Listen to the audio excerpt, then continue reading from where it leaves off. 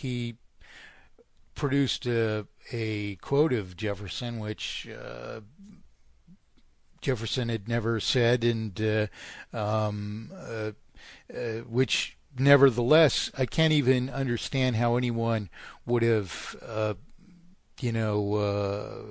contrived it or twisted Jefferson's words into this statement, unless Jefferson really was on the trail that I went farther down and to its conclusions. And these are, like I say, not matters of opinion. But so Jefferson was given in this speech to have said, if the American people ever allow the banks to issue their currency, first by inflation and then by deflation, the banks and corporations which will grow up around them will deprive the people of all property until their children wake homeless on the continent their fathers conquered.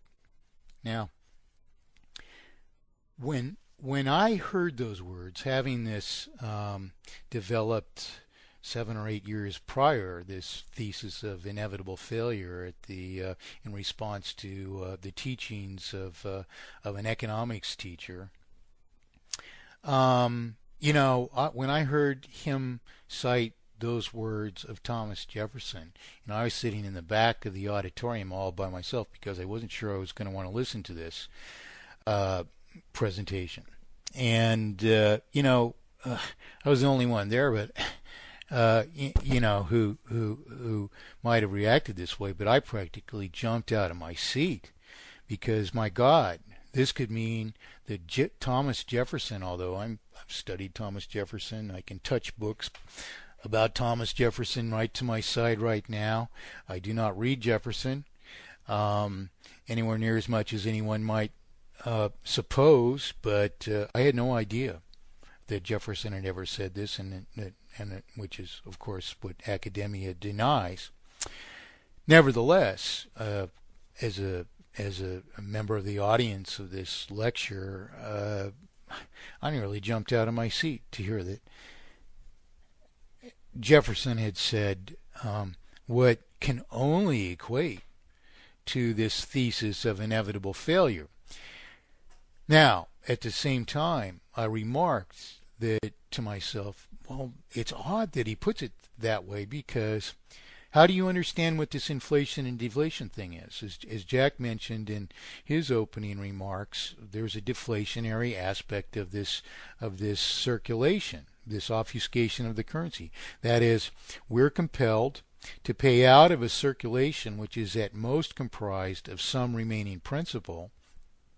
We're compelled to pay out of some remaining principal, which we could abbreviate as SRP, which equals C. We're obligated to pay out of it all remaining principal plus all the interest on that in eternity. And so there's this obligation to deflate the circulation always of more circulation than ever exists. And the only way to continue servicing whatever initial debts and further debts you have is to maintain a sufficient circulation, which is what I call a vital circulation, which is, by definition, enough circulation to sustain the industry which can continue to service the debt.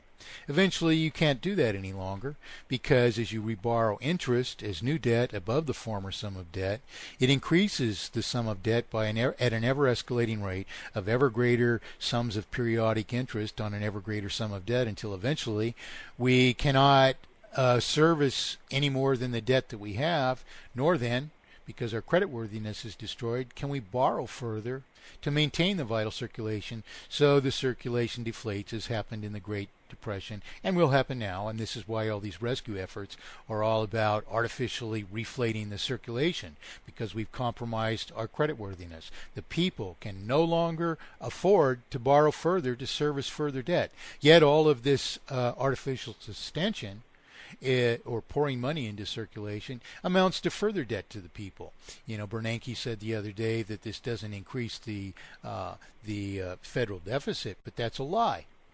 It doesn't directly increase the federal deficit when the Federal Reserve buys government securities. No, it doesn't. But because that creates a debt equal to whatever they bought, and we're servicing that with interest, therefore the debt multiplies all the further, and that's what's increasing the federal deficits.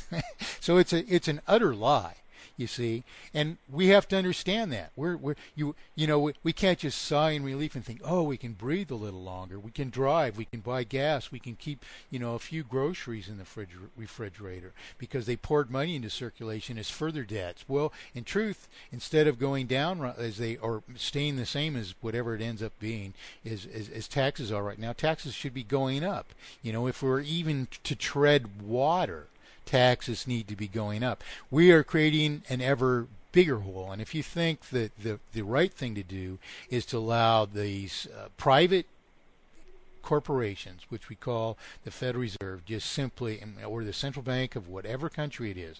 Every country is affected with these exact same problems. A person in Greece is not listening to problems in the United States.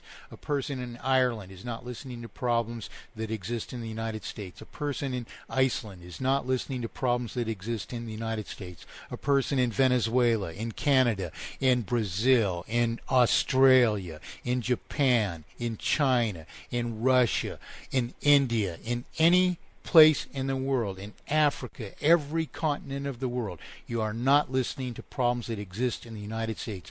You're listening to problems that exist across the entire world because these central banking systems have been imposed upon the entire world for this purpose of exploitation by a process which is inherently terminal.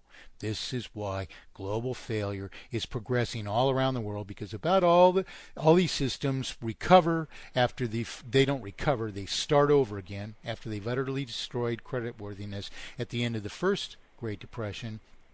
They all begin their separate lifespans with commerce, nonetheless, tied to the commerce of other countries by trade. And so as the United States goes into decline, it affects Japan.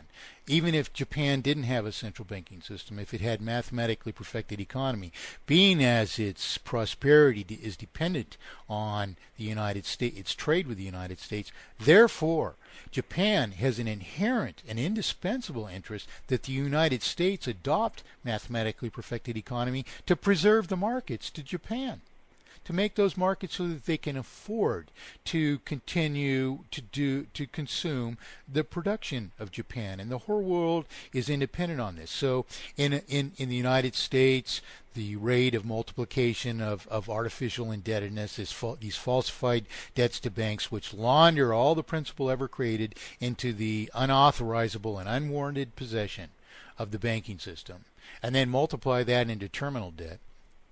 This progresses. Mike, can I ask you a question? Well, let me just finish that 1 second and then ask me the question. Sure. The thing is that this progresses at a somewhat separate rate in each country, which is predicated by the interest rates. The interest rates dictate how fast the debt multiplies in relation to a circulation. So in one country with higher interest rates, which is what Ron Paul has advocated, ostensibly to prevent us from borrowing so much, but of course the higher rates of interest actually require that you borrow more to maintain a vital circulation. So what he advocates to save us actually escalates the failure, and that's the math. It's not a personal opinion. So every country in the world fails at a rate that's predicated locally by the interest rates that are applied to their circulation. But then again, we have a world which is interdependent on trade, so that while the market of another existing in another country is compromised by this process at a faster rate, that affects a country which would otherwise benefit relatively a little more owing to lower rates of interest.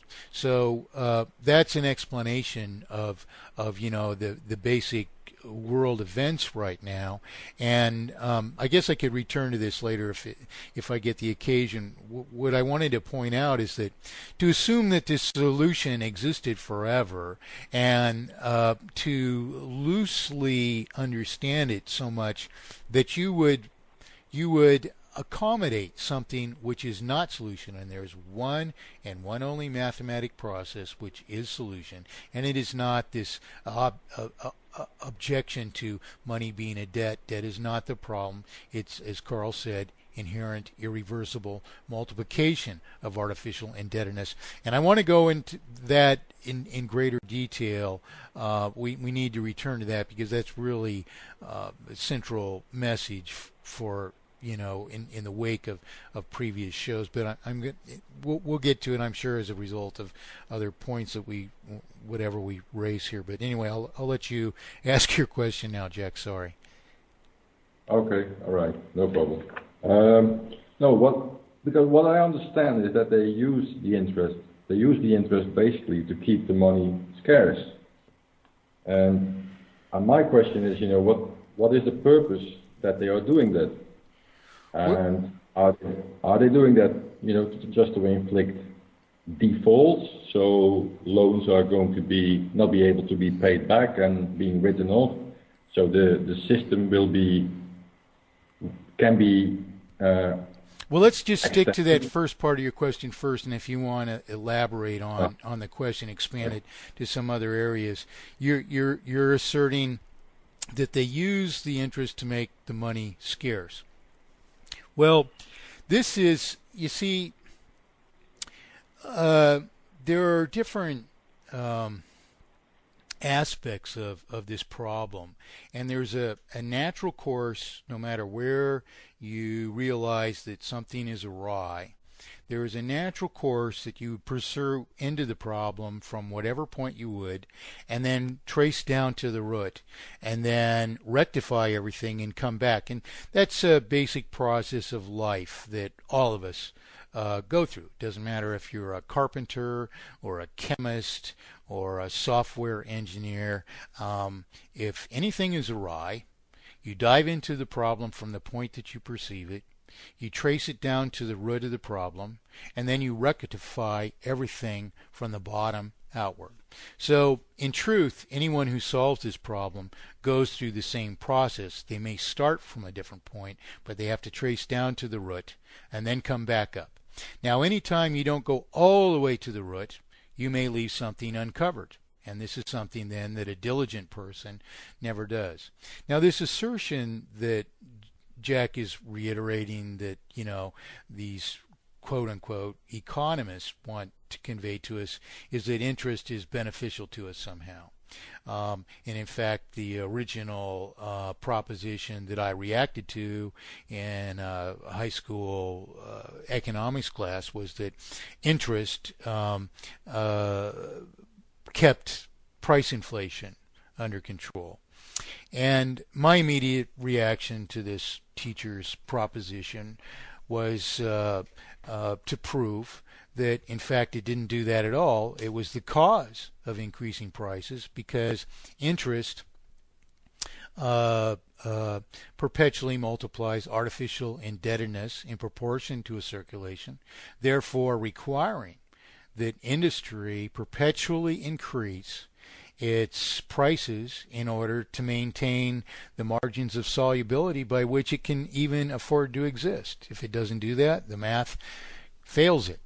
So what happens then when interest is increased, as Jack says, the economists claim, that is ostensibly to restrain growth in the circulation, and I heard some preposterous things repeated for decades, in this Bernanke interview that I'm also going to react to. That we want to raise interest to restrain the recovery from happening too fast. We don't want to overheat the economy, and these people never ever explain what that means. But here's the math of it. Jack's question gets answering Jack's question gets right at the math of it.